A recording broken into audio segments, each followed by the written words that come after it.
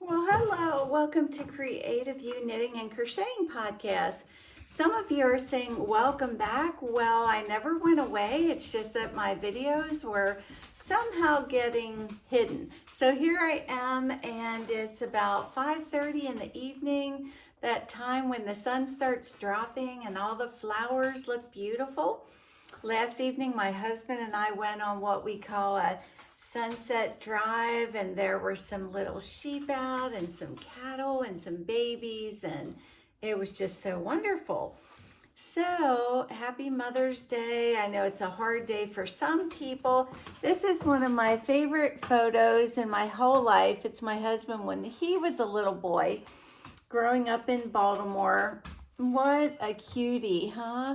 Don't you sometimes wish you could go back in history and meet your spouse when he or she was a little innocent child?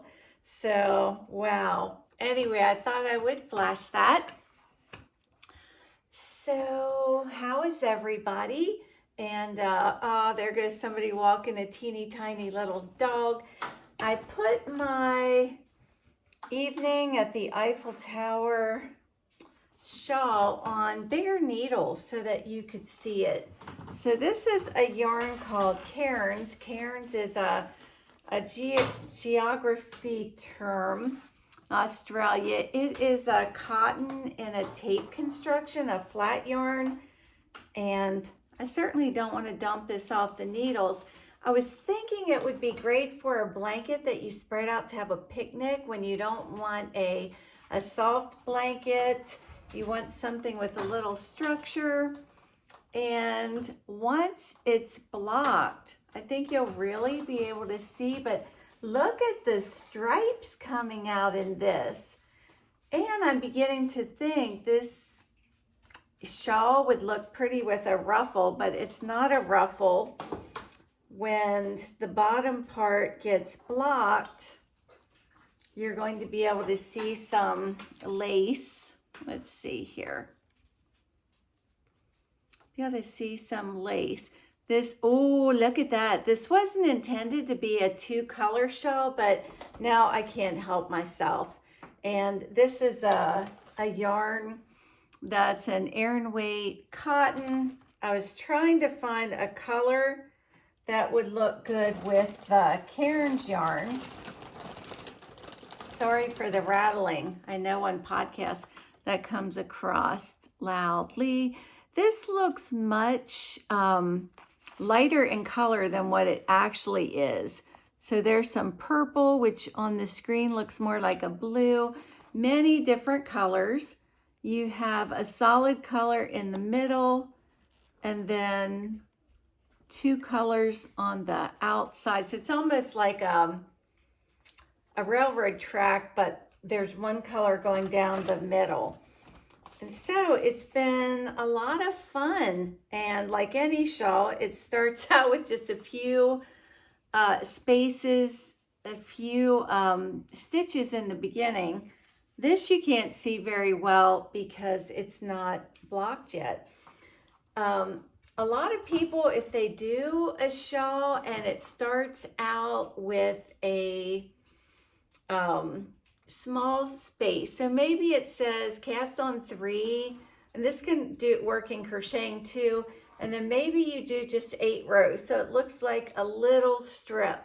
Then it tells you to maybe pick up 4 stitches along the one side, maybe 2 around the bottom, 4 around the other side, and then you get this crescent shape.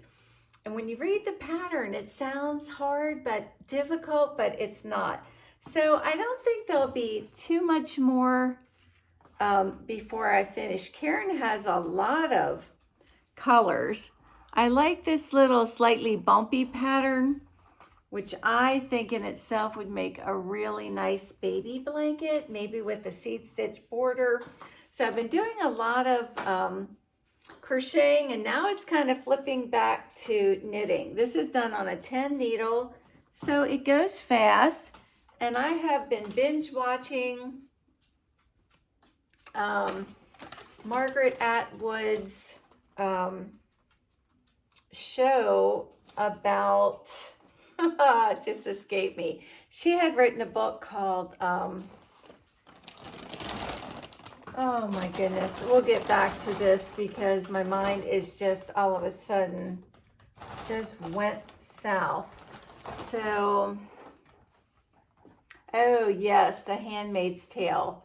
And when I looked it up on Amazon to look up reviews, people that read it 15 years ago when it came out then said, well, it was a very alluring sci-fi, entertaining, but now I'm reading it 15 years later and it's too real. It's too scary. So God has not given us a spirit of fear, thankfully. So this is the Luminessa Modella shawl that I'm kind of making up. I'm putting the Luminosa kind of sanken in. Modella is very rich. It's a dark, rich, almost like a black purple, and that's not really showing up for you. For you, it looks dull. Luminosa is cascade yarn, and again, you're not getting the rich blacks and the coppery color. But since then, I've spent hours looking at patterns that people have done with Luminosa, and they don't get the really amazing luminescent effect when they show it. You don't see it, but there are, a dozen or so patterns that look great with that yarn. So I wrote them all down and kept a tab. And I'm also thinking how wonderful they would look with another yarn done in a slip stitch type pattern, which makes me think again of the yarn cairns. And about a year ago at my yarn shop called Creative You, if you ever want to contact me, it's Creative You, so back-to-back ease yarns@gmail.com. A lot of people were making these bags called Market Square, a market bag. And you started on double pointed needles doing a rectangle, and that was your bottom. And then you started going up, but you could either pick two colors of cairn. So some people would pick maybe like a variegated blue, and then they'd pick a light color to go with it. And they turned out wonderful. Or some picked out a solid color cotton and then with a variegated cairns. And someone asked me, excuse me 1 minute, someone asked me, well, are you knitting Fair Isle to get those color changes? And I said, no, you're using slip stitch knitting, excuse me. So if you've never done slip stitch, it is so fun. I just want to take a little break here. A new experience in my life. A few days ago, I pulled in the back of the yarn shop, and we have been getting weeks of rainy and overcasted weather. So I left my window down just maybe like that much. When I came out, the sun was shining, and that's why I wanted to let the window open. Not that the inside of my car is a person that needs light. But when I came out at like 5 p.m., there were dark brown spots dotting my seat. And I couldn't comprehend what this is. What is this? There wasn't an odor, so I didn't know. So I put a towel down and drove home. When I pulled into my home driveway, I noticed that the window and the top of the car had all kinds of bird poop. So, ladies, I feel like that lady on The Handmaid's Tale. Ladies, there is a proper word for bird poop, or gentlemen. It's a guano, Guano. And it got me curious. And so I'm looking it up, and it's like, oh, you're supposed to feel happy and actually blessed If a bird poops on you, and I do remember when my oldest son was just a little guy, we were still carrying him. He wasn't walking, holding him, and plop, a bird got him right on the head. So it's not only the unexpectedness and the annoyance, but it's supposed to bring you a blessing. But my car was quite the mess all over the car. It's like, can one bird do all of that? And was the bird inside my car? Like, how did he make that mess? Did he straddle the window so like part was in and part was out? Oh, the things that keep your mind spinning like a top. So I started looking this up, and there is a frog that looks like poop. Now, can you get this? Literally translating to nipple skin, the genus Theloderma is known for its unusual bumpy texture, also known as the Vietnamese bird poop frog, due to its outward appearance resembling bird droppings. How about that? And some people still don't know how to use IT apostrophe S. To use the apostrophe, it is. So that's translated, it is no. So you have to be careful. But here's what does the frog poop. So there he is. And isn't that is one of those things that's so strange that it's riveting. You're like, let me see that again. So there's actually some pretty graphic pictures, but there's another picture of him. A few years ago on Ravelry, somebody created a pattern for, looked like a pile of, I think they call them dog turds. And, you know, never say never because you change your mind. There's another picture of the frog. But I thought that's kind of crude and crass unless you're like a grade school boy that's really into that. Oh, this is probably the best picture. Now that's actually the Vietnamese mossy frog. So who knew that you would have your drink and we would be talking about the Vietnamese pooping frog? Who knew, right? And he camouflages very well, doesn't he? So enough of that. But back to the poop or the turds. You know, who's going to waste their time doing that? It might be fun for a certain age group, or if you put it on the floor and someone thought it really was. But a lady wrote and said that she knitted that for her father. He had been sick in the hospital, and you know how dreary it can be just being in bed day in, day out, sunrise, sunset. And she knitted this for him, and she put it in a brown paper bag, I think.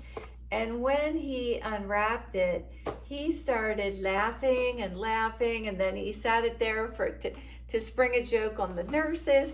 And then suddenly my mind was changed. Like, oh, this could be a cool thing, and think of all the laughs that you could get. So I was going to show you the Cairns bag. I believe it was designed by maybe a yarn shop owner, and maybe people were looking for something. It's springtime, winter's gone, and something different. It is nice to mix two colors because you don't really know what you're going to get, and it keeps you knitting, keeps your mind elevated. So here we go. You can make a large one or a small one.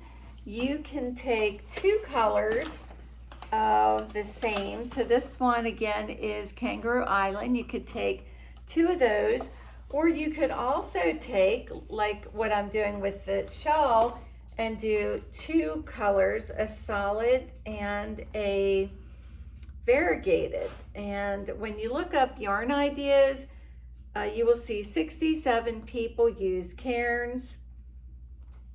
And there you go. So let's look and see if we can find one that was done. This one was done with variegated blue and a variegated orange. And this one I really liked. I don't think they have the colors anymore, but I really like the tans, and then with the blues, I'm going to actually see if I can get those two colors. That gives you a good picture of the bottom, and you'll be seeing more of these because I already have new colors picked out to make one. There was a color that had blues, yellows, pinks, and then they combined it with kind of like a sunshine orange with some yellow. Loved it. I also like that one, the browns and dark browns with a skein with some light to medium purple and tan. Now here they use two skeins of the same color, a medium blue. And there you kind of get the idea of using two variegated colors, and the picture beside it just might be similar to how it's going to come out. And